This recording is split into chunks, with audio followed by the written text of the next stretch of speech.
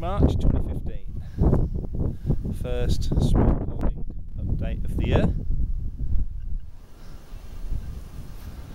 Held off for a while because obviously there's not been a lot happening.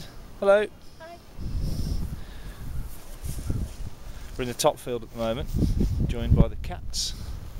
There's some signs of life on the trees that we planted 12 months ago for chopping, but again it's still, as I say, it's mid-March, so there's still plenty of time for them to flourish. I've got to give you a bit of an update on the lost duck yesterday.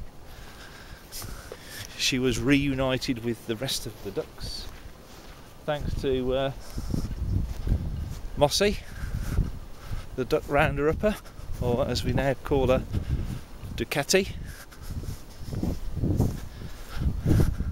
as in duck catty. Yeah.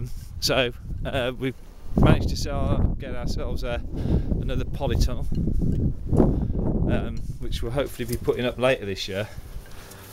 Didn't cost us a thing, got it off Free Cycle, bit of free advertising there for Free Cycle, and that will be eventually going in the pig field.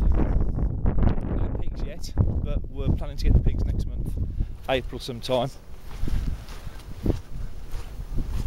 Probably the last time we put them in this pig field, and then that's when the polytunnel will go up. So what have we been doing? We've been trying to establish a hedge line as a windbreak. So we've been planting some hazel and some more willow and some currants along here. Might take a long time to establish, but they're all off cuttings, some dogwood. Everything's off cutting, so it's not cost us anything, and it's just basically a case of putting it in the ground and hoping for the best. So the pig field is in its stages of recovery. As I say, we're aiming to put pigs in next month, but it's still a bit wet, but at least there's some grass in there now. Let's hope we don't get too much more rain. It doesn't go too stagnant. We're going to have some new chickens next week. We're going to get half a dozen new chickens. We had a few fatalities recently. I think I've lost 3 or 4 just through old age, but they had stopped laying. But we're back up to around a dozen eggs a day. That includes duck eggs, but obviously the nights are drawing out now,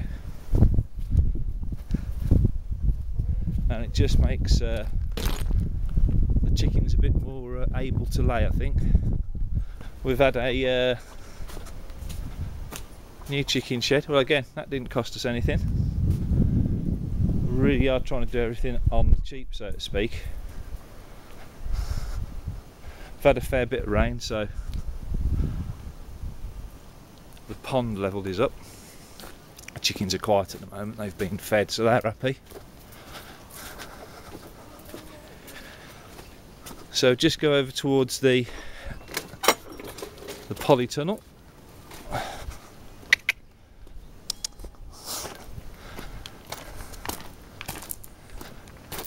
Daffs are looking good. Bit of spring colour, always a good sign.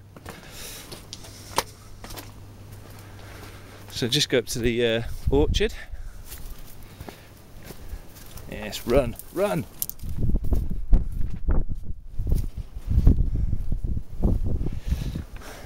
I've been doing a bit of planting. I'm just putting a red currant bush in now. We did have the strawberries in here, but we've moved them because I don't think did a good job of planting them or putting them in the right place. So we're fighting for light, and they weren't producing a lot of fruit, and what fruit we did have was eaten by our rodent friends. So we've put some more blueberries in their place. As I say, just planting some red currants now. The trees are showing some signs of life. Definitely the William pear is. It's very encouraging considering the amount of wind we've had again this year.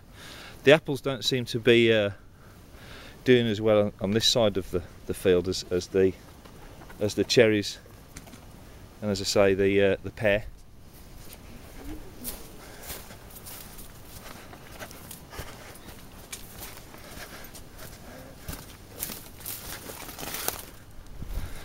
So that's the now fully planted asparagus bed. No signs of life yet, but we're hoping we'll be able to take our first harvest this year. We've had some of the plants in for 2 years now, which should be long enough for them to allow us to feed off them. This is where we put the strawberries in. Hopefully they'll do a bit better there. I'm going to take the herb bed out. We're going to put the herbs in pots and just plant a load of vegetables in here this year because well, the chickens have been enjoying themselves, and the question is to clip or not to clip, and I think we've decided to clip the chickens' wings because they're an absolute nuisance at scratching around, which is what they do naturally, of course, but when you're planting, it's a real pain in the backside because they just dig everything up. And the rosemary, I'm not sure what's happened to the rosemary bush. I really don't. Flourished for 2 years, and now it just looks old and knackered, like me. So just into the polytunnel, and we've been planting some things up. The winter cabbage are coming to maturity, so we'll be looking to that'll probably be the first thing that we'll be tucking into of our own produce, although we're still feeding off the New Zealand ochre, which have gone on for quite a while, and the salsify. The salsify and the spinach is coming back to life now.